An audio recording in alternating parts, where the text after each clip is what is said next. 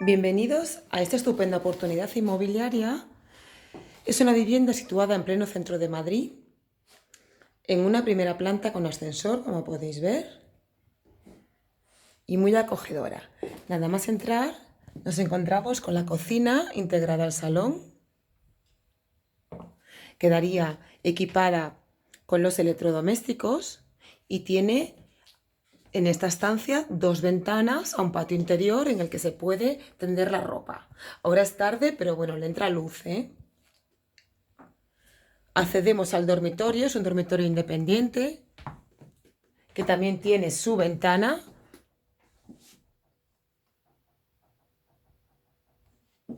y el baño en suite, que es un baño completo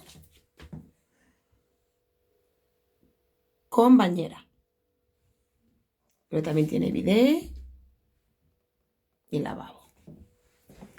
La vivienda tiene calefacción individual por gas natural